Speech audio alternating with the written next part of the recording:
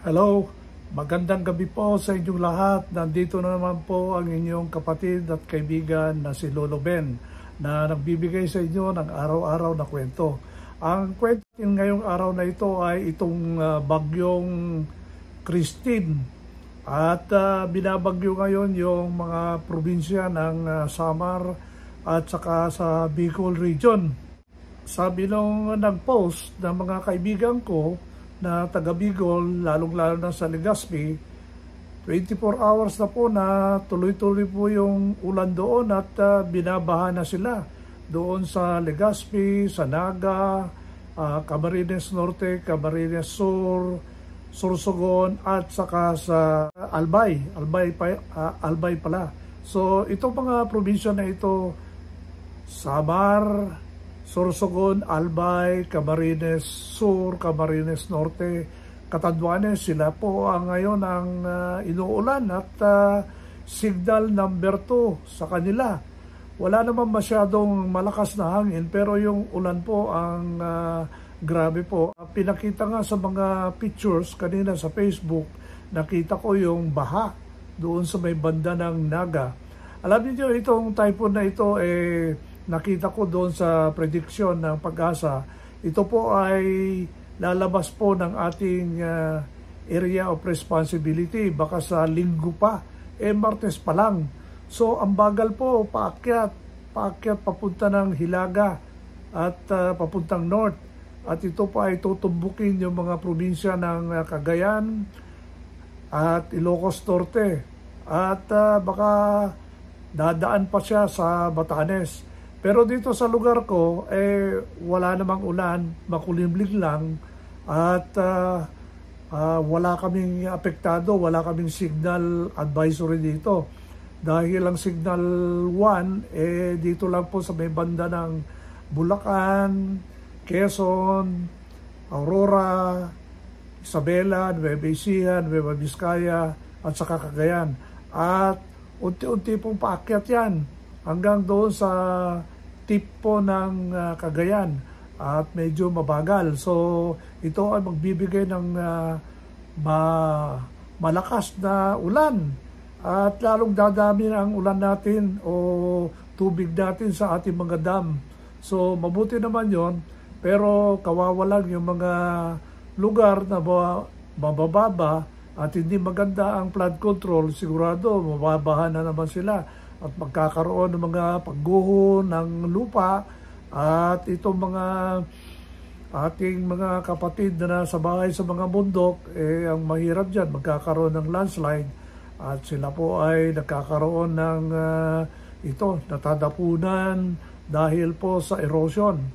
So yun po ang isang balita ngayon locally. Ang pangalawa, kasi nanonood ako at nakikinig ako ng radyo ko kung ano ay nangyayari sa Amerika tungkol dito sa campaign period ng presidential election. Alam nyo naman ang tumatakbo na dalawa contenders ay si Kamala Harris, babae ito na partido ng Democrats. At dito naman sa Republicans, si former President Donald Trump. At kahapon, nakita ko yung picture niya sa Twitter.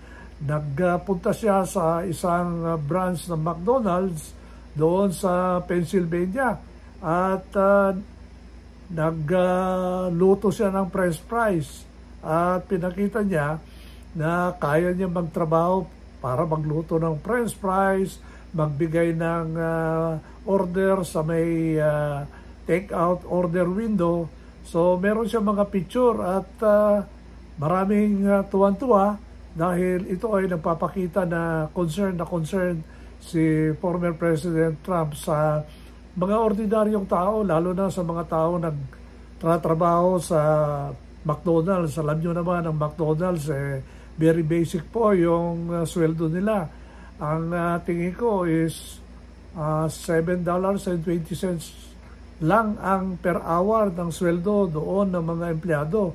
So ito po yung pinakamababa, ito yung pinaka-basic na sweldo per hour doon. At syempre, karamihan dito mga nagtatrabaho dito, itong mga estudyante at yung mga walang trabaho. kung minsan meron din akong nakikita ng mga seniors. Alam niyo, pag bumibisita ako sa Amerika, McDonald's ang pinupuntahan ko at sa totoo lang, mas mura ito kaysa yung Jollibee na nandun sa Los Angeles. Sobrang mahal na po ang Jollibee sa abroad. Pero kung ikaw ay nakatira sa abroad at gusto mong matikman ang Jollibee, madali lang yan, mura lang sa inyo. Pero sa amin na nagbabakasyon sa Amerika, paminsan-minsan, siyempre $20 na order ng spaghetti, one-piece chicken or two-piece chicken, saka soft drinks, halos aabot na sa $20. Ganun po kamahal. Dito magkano lang, baka hindi pa aabot ng 300 pesos yung ganun na kombinasyon. So, ayun po, 14 days na lang ang kampanya sa Amerika at magkakaroon po ng eleksyon sa November 5. Ang ito naman, isa pang balita, ang pangatlong balita, nanalo po yung paborito kong baseball team, yung LA Dodgers. Sila po ang nanalo sa National League ng baseball competition. At doon naman sa American League, ang nanalo yung New York Yankees.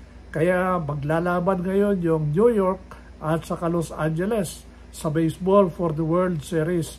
At yung World Series na yan, 7 games ang mangyayari niyan.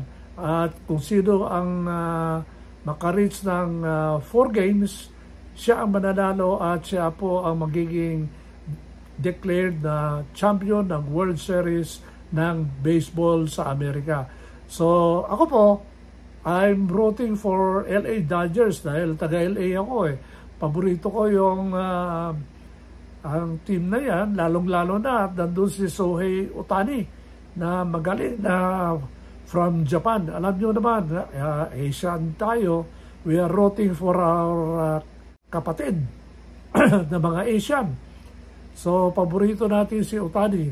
Ang kalaban niya dito si Aaron Judge na merong 57 or 58 home runs as compared kay Ohtani ng 54 home runs for this season. So, maganda po ang labanan dito. So, alam niyo, ito masasabi ko lang sa inyo ang prediction ko kung sino mananalo, kung sino mananalo ng pagka-presidente sa Amerika. Alam niyo, matagal ko nang nagre-research tungkol kay President Trump at marami na akong articles na binabasa, marami akong pinanood ng mga interviews niya, lalong-lalo na noong ako'y nasa Amerika. Alam niyo, maganda yung programa ni Donald Trump at pagagandahin niya yung economy ng bansang Amerika at ayaw niya na makialam sa mga problema ng ibang bansa at gusto niyang iuwi yung mga sundalo na kung saan-saan nakadistino. At isa pa, pagbabayarin niya itong mga countries na binibigyan ng Amerika ng proteksyon at baka naman malakas din tayo sa Amerika pag si President Trump na ang presidente ng United States.